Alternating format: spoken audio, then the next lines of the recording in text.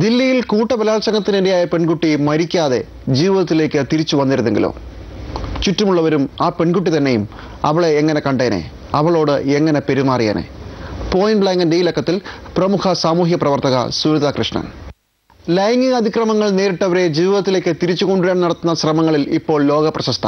അതിനു മുമ്പ് ദില്ലി പെൺകുട്ടിക്ക് സംഭവിച്ചതുപോലെ 15-ാം വയസ്സിൽ കൂട്ടമാനഭംഗത്തിന്റെ ഇര. സ്വാഗതം. പ്രമുഖ സാമൂഹ്യ പ്രവർത്തകയായി അറിയപ്പെടുമ്പോഴും പണ്ട് നിങ്ങൾക്ക് നേരെ നടന്ന അതിക്രമങ്ങളുടെ കാര്യം കൂടി ഉദ്ധരിക്കപ്പെടാറുണ്ട്, പൊതുവേദിയിലും മാധ്യമങ്ങളിലും ഒക്കെ. ഞാനിപ്പോൾ ചെയ്തതുപോലെ ആ ഓർമ്മ നിങ്ങളെ ഇപ്പോഴും 25 വർഷങ്ങൾക്ക് ശേഷം ആലോചനപ്പെടുത്താറുണ്ടോ? തീർച്ചയായിട്ടും. എന്താണെന്ന് വെച്ചാൽ, ഒരു വിക്ടിമിനെ ഉള്ള ഏറ്റവും വലിയൊരു ഓപ്പണായിട്ട് സംസാരിച്ച അല്ലെങ്കിൽ ആ കഥ അറിയപ്പെട്ട ഒരു വിക്ടിമിൻ്റെ ഏറ്റവും വലിയ വേദന ലോകം, സമൂഹം ആ സംഭവത്തിനെ മറക്കാൻ സംഭവിക്കില്ല. They'll remind you in different ways. പല വിധത്തിൽ നിങ്ങൾ റിമൈൻഡ് ചെയ്യും. ഇപ്പം നിങ്ങൾ ഒരു കഥയായിട്ട് പറയുന്നു, ആഘോഷിച്ചിട്ടോ, as a matter of appreciation നിങ്ങൾ അതിനെ ഒരു കറേജിയസ് സ്റ്റോറി ആയിട്ട് പറയുമായിരിക്കും. പക്ഷേ സമൂഹത്തിന് അതൊരു കറേജിയസ് സ്റ്റോറി ആയിട്ട് തോന്നില്ല.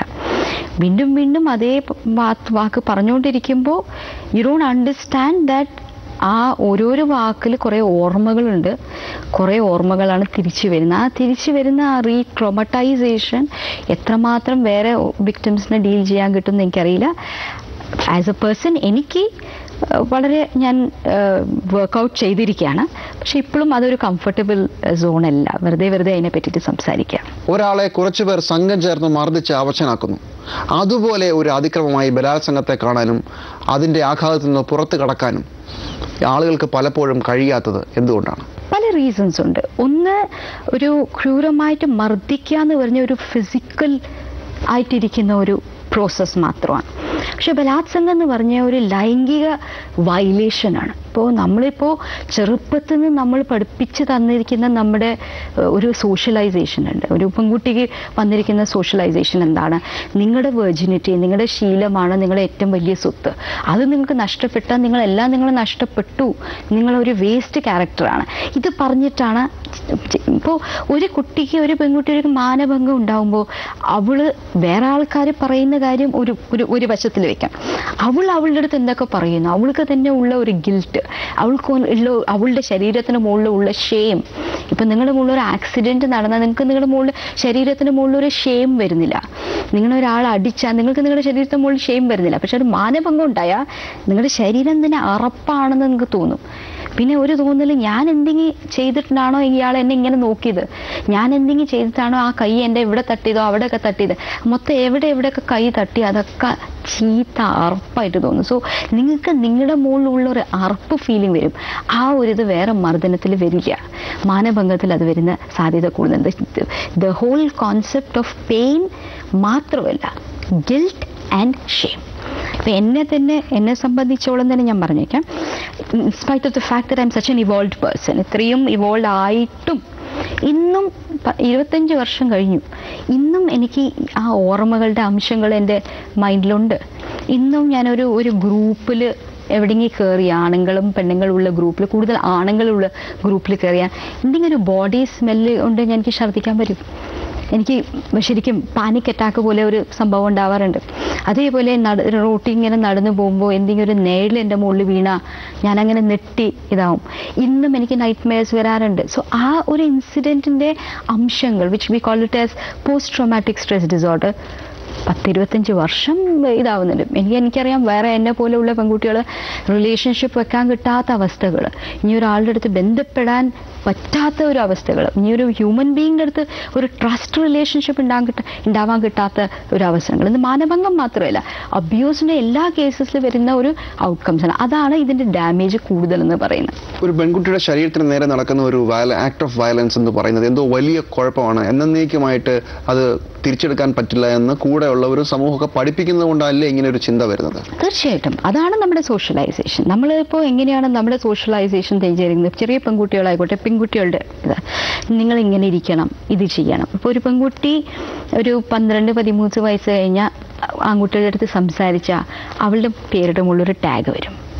ഭയങ്കരയാണ്, ഷീസ് എ ഫാസ്റ്റ് വൺ, അവളുടെ ക്യാരക്ടറിൽ എന്തോ ഒരു ഇതുണ്ട്, എല്ലാ ചെക്കന്മാരും. അതേ സാധനം ഒരു ചെറുക്കൻ ചെയ്താൽ അവനൊരു ആണാണ്. നമുക്ക് അവൻ്റെ ആണത്വം കുറേ പെൺകുട്ടികളോട് സംസാരിക്കാം. അതുപോലത്തെയാണ് നമ്മുടെ സിനിമകളും, അതുപോലത്തെയാണ് നമ്മുടെ ഹോൾ കൾച്ചർ ഓഫ് സോഷ്യലൈസേഷൻ. വീട്ടിൽ നിന്ന് പഠിക്കുന്നതും ഇതൊക്കെയാണ്. അപ്പോൾ ഈ കുട്ടി സംസാരിച്ചാൽ തന്നെ ചീത്തയാവും, കൂടുതൽ സംസാരിച്ചത്. അവളുടെ മുകളിൽ പിന്നെ എന്തെങ്കിലും ഒരു സെക്ഷൽ ആക്ട് ഓഫ് വയലൻസ് ഉണ്ടെങ്കിൽ പിന്നെ കഴിഞ്ഞു. ദില്ലി പെൺകുട്ടിയുടെ വാർത്ത പുറത്തു വന്നതിന് ശേഷം പലരും ആ പെൺകുട്ടി മരിച്ചു പോകുന്നതാണ് ഇനി നല്ലത് എന്ന രീതിയിൽ പരസ്യമായി തന്നെ അഭിപ്രായ പ്രകടനങ്ങൾ പുറപ്പെടുവിച്ചിരുന്നു. ഈ പറഞ്ഞ കാരണം കൊണ്ടായിരിക്കുമോ? തീർച്ചയായിട്ടും ഞാൻ തന്നെ അതിൻ്റെ ഒരു ലൈവ് വിറ്റ്നസ് ആണ്. ഇഫ് 25 years കഴിഞ്ഞിട്ടും എന്നെ നിങ്ങൾ മറക്കാൻ സമ്മതിക്കുന്നില്ലെങ്കിൽ ആ കുട്ടിയുടെ ജീവിതം നിങ്ങളെല്ലാവരും ചേർന്നിട്ട് എത്രയായിരിക്കും.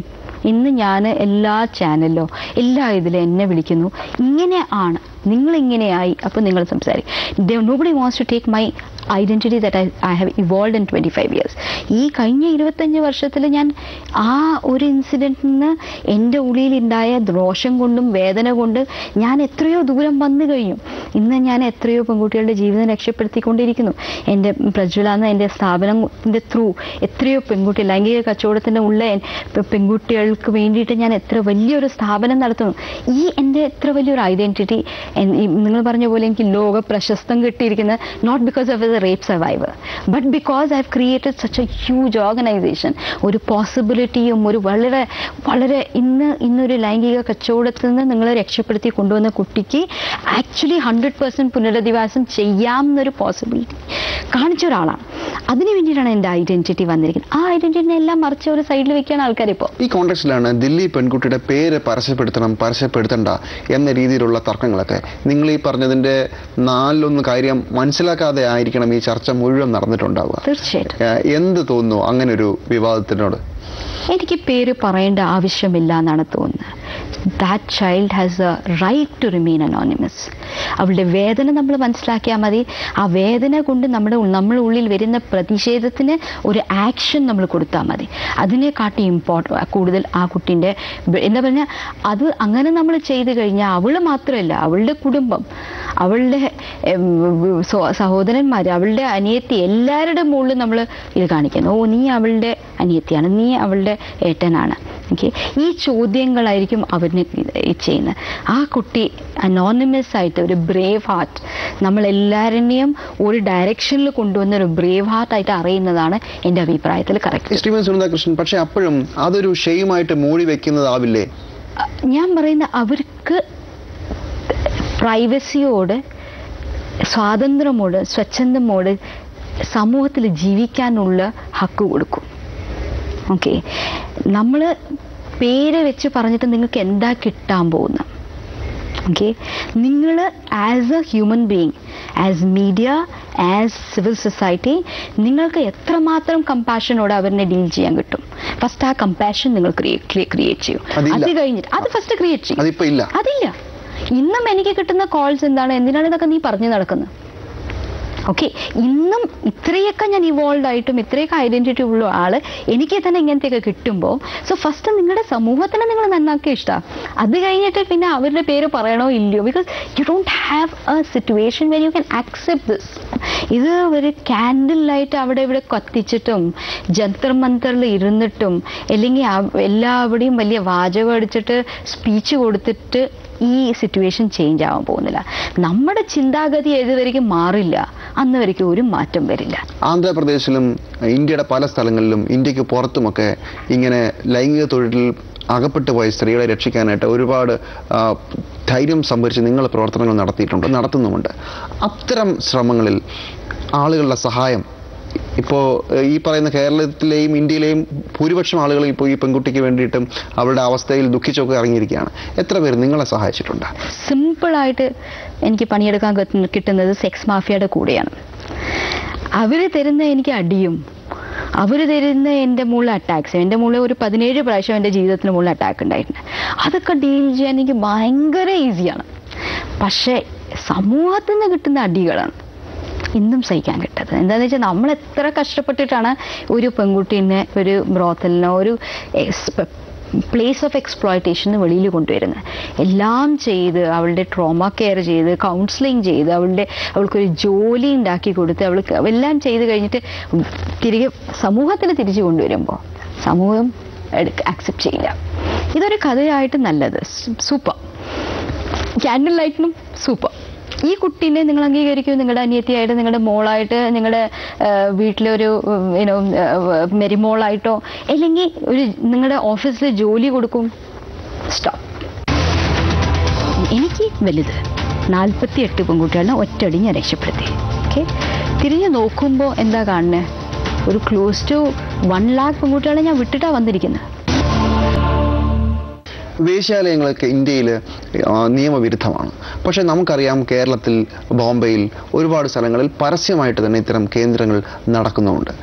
ഇപ്പോൾ ഈ പെൺകുട്ടിക്ക് വേണ്ടി ഇറങ്ങിയ മനുഷ്യർക്കൊക്കെ അറിയാവുന്ന സംഭവമാണിത്. അങ്ങോട്ട് ആ മേഖലയിലേക്ക് എന്തുകൊണ്ടാണ് നാട്ടുകാരുടെയോ പോലീസിൻ്റെയോ ഒന്നും ശ്രദ്ധ തിരിയാത്തത്? നിങ്ങൾ ഈ മേഖലയിൽ ഒരുപാട് പ്രവർത്തിക്കുന്ന ആളാണല്ലോ. It's a deliberate blindness. ഒരു സമൂഹത്തിൽ ഒരു ആലോചനയുണ്ട് ദാറ്റ് ഇനിയൊരാളുടെ കുട്ടീനെ നിങ്ങളുടെ കാമമോഹത്തിന് വേണ്ടിയിട്ട് വെക്കണം റെഡിയായിട്ട്. വെച്ചില്ലെങ്കിൽ എൻ്റെ കുട്ടി റേപ്പാവും. ഇങ്ങനെ ഒരു വലിയൊരു ആലോചനയാണ്. ഞാൻ കൽക്കത്തയിൽ കഴിഞ്ഞ മാസം ഒരു പബ്ലിക് ഫോറമിൽ സംസാരിക്കുമ്പോൾ, ഒരു വലിയൊരു കോൺഫെഡറേഷൻ ഓഫ് ഇന്ത്യൻ ഇൻഡസ്ട്രിയുടെ പബ്ലിക് ഫോറമിൽ സംസാരിച്ചുകൊണ്ടിരിക്കുമ്പോൾ റീഹാബിലിറ്റേഷൻ്റെ കാര്യങ്ങളൊക്കെ പറഞ്ഞു. ഞാനിങ്ങനെ 8000-ഓളം പെൺകുട്ടികളെ രക്ഷപ്പെടുത്തി കൊണ്ടുവന്നു, അതൊക്കെ പറഞ്ഞു. എല്ലാം കഴിഞ്ഞിട്ട് ഒരു ഭയങ്കര വലിയൊരു ആന്ത്രപ്രീനർ, വളരെ ഒരു മൾട്ടി ബില്യണിയർ സ്ത്രീയാണ് എൻ്റെ അടുത്ത് വന്ന് പറയണം, നിങ്ങൾ ഇവരെല്ലാവരെയും റീഹാബിലിറ്റേറ്റ് ചെയ്ത എൻ്റെ മകളുടെ കാര്യം എങ്ങനെയാണ്? അങ്ങനെ വിശ്വസിക്കുന്നുണ്ട് ആൾക്കാർ. അത്ര വലിയൊരു വിശ്വാസമുണ്ട് that prostitution is required so that your daughter is not raped. ബോംബെയിൽ കാമാത്തിപുര പറഞ്ഞ ഏരിയ 1 ലക്ഷം പെൺകുട്ടികളാണ്. അതിൽ 45% കുട്ടികളാണ്. That means below 18, average age കാണുന്നത് 10, 11, 12 വയസ്സ് കുട്ടികളാണ്. അവരൊക്കെ റേപ്പ് ആയിക്കോട്ടെ, കുഴപ്പമില്ല, എൻ്റെ മോള് സേഫായിരുന്ന. അതേ ബോംബെ തന്നെയാണ് ഈ മെഴുകുതിരി വെച്ചുള്ള വലിയ പ്രതിഷേധങ്ങളൊക്കെ നടക്കുന്നത്. അതാണ് എൻ്റെ റിസർവേഷൻ്റെ കാരണം. ദ ഹോൾ മെഴുകുതിരി ഗ്യാങ്ങൊക്കെ ഇന്ന് ഒരു കേസ് കൊണ്ടാണ് വന്നിരിക്കുന്നത്. ഇവർ മുമ്പൊന്നും പണം ചെയ്തിട്ടില്ല, ഇനി മുമ്പ് എന്തെങ്കിലും ചെയ്യും എന്ന് എനിക്കറിയില്ല. ഇന്ന് ഈ ദിവസം ഇവരിത് ചെയ്യുന്നു. ഇവർ മുമ്പ് ഇതൊക്കെ കണ്ടിട്ടും മിണ്ടാണ്ടിരുന്നിട്ടുണ്ട്. ഒരു റിക്ഷാ പുള്ളോ, ഒരു സൈക്കിൾ റിക്ഷ ഓട്ടിക്കുന്ന ഒരാൾ എല്ലാ ദിവസം എൻ്റെ ഓഫീസിൽ 101 രൂപ വൈകുന്നേരം ഈ കുട്ടികൾക്ക് വേണ്ടിയിട്ട് വെച്ചിട്ട് പോകും. സാറ്റർഡേ 202 രൂപ ഫ്രം പാസ്റ്റ് 12 years. ഓക്കെ, ഇയാൾ എല്ലാ ദിവസം 101 rupees വന്ന്. എനിക്ക് അങ്ങനത്തെ ചെറിയ കാര്യത്തിലാണ് ഇന്ന് ഹോപ്പ്. ബിക്കോസ് അവരാണ് ഇതിൽ നമുക്ക് ഹോപ്പ് തരുന്ന, സ്പിരിറ്റ് തരുന്നത്. Yes, you are on the right path. വലിയ ക്യാൻഡിലുകളുടെ മുകളിൽ എനിക്ക് വിശ്വാസമില്ല. ഈ ചെറിയ സപ്പോർട്ടുകളിൽ ഇവരാണ് എൻ്റെ absolute think that they will be the hope to change. ഈ കൂട്ടബലാത്സംഗത്തിന് പോകുന്ന പുരുഷന്മാർ, വേശ്യാലയങ്ങളിൽ നിരന്തരം സന്ദർശിക്കുന്ന പുരുഷന്മാർ, ഇവർക്ക് ഒരു ലൈംഗിക താല്പര്യം കൂടുതൽ എന്ന് മാത്രമാണോ നിങ്ങൾ മനസ്സിലാക്കിയിട്ടുള്ളത്? അതോ ഇതൊരു കുറച്ചുകൂടെ വലിയ മാനസികമായ എന്തെങ്കിലും കുഴപ്പമായിട്ട് ഈ മേഖലയിൽ പ്രവർത്തിക്കുന്ന ആളെന്ന നിലയിൽ നിങ്ങൾക്ക് തോന്നിയിട്ടുണ്ടോ? എനിക്ക് തോന്നുന്നത് ഒരു മാനസിക ഇതും ആയിരിക്കും. വേശ്യാലയത്തിൽ പോകുന്ന ആൾക്കാരായിട്ട് അത്ര വലിയൊരു നമുക്ക് സബ്സ്റ്റാൻഷ്യൽ പ്രൂഫില്ല. പക്ഷേ ഈ കൂട്ടമാനഭംഗത്തിൻ്റെ ആൾക്കാർ മാത്രമല്ല നിങ്ങൾ നോക്കേണ്ടത്. നിങ്ങൾ സെക്സ് ഒഫൻഡേഴ്സ് നോക്കൂ. എവിടെയാണ് ഈ സെക്സ് ഒഫൻഡേഴ്സ് തുടങ്ങും? ഇപ്പോൾ നമ്മൾ മാനഭംഗം പറയുന്നത് വെച്ചാൽ extreme form of sexual violence. Sexual violence തുടങ്ങുന്നത് ഭയങ്കര ചെറിയ കാര്യത്തിലാണ്. നിങ്ങൾ തുടങ്ങുന്നത് നിങ്ങളുടെ കോളേജിൻ്റെയും നിങ്ങളുടെ ബസ്സിൽ നടക്കുന്ന പൂവാളന്മാർ, അവരും സെക്ഷൽ ഒഫൻഡേഴ്സാണ്. ഒരു സ്ത്രീയുടെ ശരീരത്തിനെ പറ്റിയിട്ട് സംസാരിക്കുക, അല്ലെങ്കിൽ ഒരു ശരീരത്തിൻ്റെ ഒരു അംഗത്തിനെ തൊടുക, ബസ്സിലായിക്കോട്ടെ ട്രെയിനിലായിക്കോട്ടെ എവിടെയെങ്കിലും നടക്കും. അവിടെയാണ് ചെറിയ സെക്ഷൽ ഒഫൻസസ് തുടങ്ങുന്നത്. ഈ ചെറിയ സെക്ഷൽ ഒഫൻസസിനെ നമ്മൾ കാര്യമായിട്ട് എടുക്കില്ല. അതിനെ നമ്മൾ തള്ളിവിടും. ചെറുക്കന്മാരുടെ ഉള്ളിൽ അത് ചെയ്തു കഴിഞ്ഞാൽ അതൊരു വലിയ മാറ്റർ ഓഫ് പ്രൈഡ്. പെൺകുട്ടികളായി അനുഭവിക്കുന്ന ആൾക്കാരനെ എല്ലാവരും അടങ്ങി ഒതുക്കി വെച്ച് വെക്കും. ഒന്നും സംസാരിക്കേണ്ട, ഒന്നും പോകേണ്ട, വേണമെങ്കിൽ ആ ബസ്സിൻ്റെ റൂട്ട് മാറ്റിക്ക്, പക്ഷെ നീ ഒന്ന് അവിടെയാണ് നമ്മളൊരു അബ്യൂസറിനെ പ്രോത്സാഹിപ്പിക്കുന്നത്. ഇന്ത്യയിലെ മെട്രോസിൽ ഒരുപാട് വേശ്യാലയങ്ങളുണ്ട്. നിങ്ങൾ നേരത്തെ പറഞ്ഞതുപോലെ പലരും അത് കണ്ടില്ല നടിക്കുന്നു, അത് നടക്കുന്നു. അവിടെ പോയി ആളുകളെ രക്ഷിച്ചെടുക്കുന്ന ഒരു ദൗത്യമാണ് നിങ്ങൾ തുടങ്ങിയത്. ഇപ്പോൾ അത് പുനരധിവാസം, കുട്ടികളുടെ വിദ്യാഭ്യാസം അങ്ങനെയൊക്കെ വ്യാപിക്കുന്നുണ്ട്. ആരും കണ്ടില്ല എന്ന് നടിക്കുന്ന ഇത്തരം സ്ഥലങ്ങളിൽ പോയുള്ള പ്രവർത്തനം എത്രത്തോളം ആ കാരണം കൊണ്ട് തന്നെ ഫലപ്രദമാണ്? ഫലപ്രദം എന്ന് പറയാനുള്ളൊരു സ്കോപ്പ് എനിക്ക് വരുന്നില്ല. എന്താ പറഞ്ഞാൽ, ഞാൻ ഒരു പെൺകുട്ടീനെ സപ്പോസ് കഴിഞ്ഞ മാസം നമ്മൾ ബോംബെയിൽ രക്ഷപ്പെടുത്തി, ഒരു വലിയൊരു റെസ്ക്യൂ എന്നാണ്. എനിക്ക് വലുത് 48 പെൺകുട്ടികളെ ഒറ്റയടി ഞാൻ രക്ഷപ്പെടുത്തി. ഓക്കെ. തിരിഞ്ഞു നോക്കുമ്പോൾ എന്താ കാണുന്നത്? ഒരു ക്ലോസ് ടു 1 lakh പെൺകുട്ടികളെ ഞാൻ വിട്ടിട്ടാണ് വന്നിരിക്കുന്നത്. അപ്പോൾ ഈ 48 പെൺകുട്ടികളെയാണ് ഞാൻ നോക്കേണ്ടത്. അല്ലെങ്കിൽ തിരിഞ്ഞു നോക്കിയാൽ 1 lakh. എന്ന് വെച്ചാൽ നമ്മൾ ഫലപ്രദം എന്ന് പറയുമ്പോൾ it has to be in the scope of the problem. Okay. ഇപ്പം 3 മില്യൺ എന്ന് വെച്ചാൽ 30 ലക്ഷം ആൾക്കാരാണ് ലൈംഗിക കച്ചവടത്തിൽ എല്ലാ ദിവസങ്ങളും വിറ്റുപോയിക്കൊണ്ടിരിക്കുന്നത് എല്ലാ വർഷം. ഓക്കെ. അതിൽ ഈ 40 or 50 ആൾക്കാരും ഞാൻ ചെയ്യുന്നത് എന്താണ് അതിൻ്റെ വലിയ ഫലപ്രദം എന്ന് പറയുന്നത്? അപ്പോൾ എനിക്ക് തൃപ്തി കിട്ടാൻ വേണ്ടിയിട്ട് ഞാൻ ഫലപ്രദം പറയാം. ഓക്കെ. അത് ഞാൻ ആത്മാർത്ഥമായിട്ട് ഇത്ര ആൾക്കാരെ കൊണ്ടുവന്നു, ഇത്ര ആൾക്കാരെ പുനരധിവാസം ചെയ്തു. എൻ്റെ സ്കോപ്പിലുള്ളത് ഞാൻ. അതിനെക്കാട്ടി കൂടുതൽ ഞാൻ ഫലപ്രദമായിരിക്കുന്നത് ലോകത്തിന് പ്രൂവ് ചെയ്യാനാണ്. ലോകം തന്നെ ഇത് പറ്റൂല, ഇങ്ങനത്തെ പെൺകുട്ടികൾ ശരിയാവില്ല, ഇവരവിടെ തന്നെ ഇരിക്കണം, ഇവർക്കൊക്കെ ഇത് ഹാബിറ്റായി പോയി, ഇവർക്കൊക്കെ സെക്സ് കൊണ്ട് പ്രാന്താണ്, ഇവർക്ക് കാശ് വേണം, എന്താണ് ഈസി മണി വേണം, അതിന് വേണ്ടിയിട്ടാണ് ഈ പെൺകുട്ടികളൊക്കെ ഇത് ചെയ്യുന്നത്. എത്ര ഈസി മണിയാണ് എനിക്കറിയില്ല. നിങ്ങൾ ബോംബെയുടെ റെഡ് ലൈറ്റ് ഏരിയയിൽ നിങ്ങൾ പോയി കഴിഞ്ഞാൽ ഓരോരോ പെൺകുട്ടികൾ ഓരോരോ ദിവസം 45 to 50 കസ്റ്റമേഴ്സിനെയാണ് ഡീൽ ചെയ്യണത്. അത് എത്ര ഈസിയാണ് ഒരു ദിവസം 50 പ്രാവശ്യം സെക്സ് ചെയ്യുക. അതെനിക്ക് ആൾക്കാരുടെ അടുത്ത് ചോദിക്കാനുണ്ട്. Because how easily you say ഇതൊരു ഈസി മണിയാണെന്ന്. എത്ര ഈസിയാണ് ഈ പരിപാടി ചെയ്യാൻ? 50 പേര്, 50 type of mind set, 50 type of sexual requirement ഉള്ള ആൾക്കാരുടെ കൂടെ സെക്സ് ചെയ്യുക. അത് എത്രമാത്രം ഈസിയാണ് എനിക്കറിയില്ല. മലയാളത്തിൽ നിങ്ങൾ നിർമ്മിച്ച എൻ്റെ എന്ന് പറയുന്ന ഒരു സിനിമ ഇപ്പോൾ തിയേറ്ററിൽ ഓടുന്നുണ്ട്. അങ്ങനെ ഒരു ആഗ്രഹത്തിന്റെ പുറത്താണോ നിങ്ങൾ ചെയ്യുന്ന പ്രവൃത്തിക്കപ്പുറം ഒരു വളരെ വലിയൊരു ബോധവൽക്കരണം നടക്കണം എന്നാഗ്രഹിച്ചിട്ടാണോ? ബോധവൽക്കരണത്തെക്കാട്ടി കൂടുതൽ ആൾക്കാരുടെ ചിന്താഗതിയിൽ മാറ്റം കൊണ്ടുവരിക. ഒരു ട്രൂ സ്റ്റോറിയുടെ ബേസിലാണ് എൻ്റെ ഉണ്ടാക്കിയിരിക്കുന്നത്. ഞാൻ കണ്ട ഒരു കഥയാണ്. ആ അച്ഛനെയും എനിക്കറിയാം, ആ മോളിനെ എനിക്കറിയാം. വളരെ വളരെ എന്നെ തന്നെ നെട്ടിക്കുന്നൊരു കഥയായിരുന്നു. സംഭവിച്ച സ്റ്റോറിയാണ്. ഞാൻ തന്നെ കണ്ടൊരു സ്റ്റോറിയാണ്. ആൻഡ് അതിൽ സംഭവിച്ച സ്റ്റോറിയിൽ എനിക്ക് നെട്ടിക്കുന്ന കാര്യം എന്തായിരുന്നു വെച്ചാൽ, പല പ്രാവശ്യം തോന്നിയത് ഇത് എനിക്കറിയുന്ന ആർക്കും സംഭവിക്കാമല്ലോ. എൻ്റെ ഏറ്റവും വലിയൊരു ആശയമാണ് ദാറ്റ് ദിസ് ഫിലിം എല്ലാവർക്കും അവരുടെ മോള് കൂടുതലും ക്ലോസ് ആവണം. എല്ലാ അച്ഛന്മാരും എല്ലാ അമ്മമാർക്കും അവരുടെ മക്കളിനെ കൂടുതൽ സൂക്ഷിച്ച് നോക്കണം എന്ന് തോന്നണം, കൂടുതൽ അടുത്ത് കൊണ്ടുവരാം. ബന്ധങ്ങളിലെ വിശ്വാസത്തിൻ്റെ മീനിങ് എന്താണ് അതിനെ തിരിച്ചു കൊണ്ടുവരുന്നതാണ് ഇത്. നല്ല കഴിഞ്ഞ 3 ദിവസമായിട്ട് റിലീസായിട്ട് വളരെ നല്ല ഫീഡ്ബാക്കാണ്. ഞാൻ വിചാരിച്ച കാട്ടി കൂടുതൽ ആൾക്കാർ മനസ്സിലാക്കുന്നു. നിങ്ങൾ നിർമ്മിച്ച സിനിമ, അതിൻ്റെ സംവിധായകൻ നിങ്ങളുടെ ഭർത്താവ് രാജേഷ് ടച്ച് റിവറാണ്. ഒരു സിനിമാ സംവിധായകൻ നിങ്ങളുടെ ജീവിതത്തിലേക്ക് വരുന്നതും ഈ മേഖലയിൽ നിങ്ങളോടൊപ്പം പ്രവർത്തിക്കുന്നതും അതെങ്ങനെയായിരുന്നു? ഇൻ ദ നെയിം ഓഫ് ബുദ്ധ എന്ന് പറഞ്ഞ് ഇന്റർനാഷണലി വളരെയധികം അവാർഡ്സ് എടുത്ത ഒരു പടത്തിൻ്റെ പ്രിവ്യൂവിന് വേണ്ടിയിട്ട് സൂര്യ ഫെസ്റ്റിവലിന് വരുമ്പോഴാണ് രാജേഷിന് ഒരു ലോറി ആക്സിഡൻറ്റ് ഉണ്ടായത്. ആ ഒരു ഇതിൽ ഒരു ബൈ ചാൻസ് എനിക്ക് രാജേഷിൻ്റെ ആക്സിഡൻറ്റ് കോമയിലിരിക്കുന്ന ബോഡീനെ ഹോസ്പിറ്റലിൽ എത്തിക്കാനുള്ള ഒരു ഭാഗ്യം കിട്ടിയതും ബൈ ചാൻസ് എന്ന് വെച്ചാൽ അത്ര ബൈ ചാൻസ് അല്ല, കുറച്ച് ചെറിയ പരിചയം ഉണ്ടായിരുന്നു. പക്ഷെ ആ സമയത്ത് ഞാൻ അവിടെ ഉണ്ടായിരുന്നു. പിന്നെ ഹോസ്പിറ്റലിൽ കൊണ്ടുപോകുന്നതും ഹോസ്പിറ്റലിൽ എല്ലാം ട്രീറ്റ്മെൻറ്റ് സമയത്ത് ഞാൻ മാത്രം അവിടെ ബിക്കോസ് എനിക്ക് വേറെ ആരും അറിയില്ല രാജേഷിൻ്റെ ലൈഫിൽ. അങ്ങനെയാണ് രാജേഷിനെ കൂടുതൽ പരിചയപ്പെടുന്നതും. അങ്ങനെ ഒരു സോൾമേറ്റ്സ് ആയിട്ട് നമ്മൾ ഒരു കോമൺ ബോണ്ടിങ് ഉണ്ടായിരുന്നു ഒരു തോട്ട് പ്രോസസ്സിൽ. പിന്നെ ഐ തിങ്ക് ബൈ ഡിഫോൾട്ട് കല്യാണം കഴിച്ചു. 7 വർഷമായി കല്യാണം കഴിഞ്ഞിട്ട്.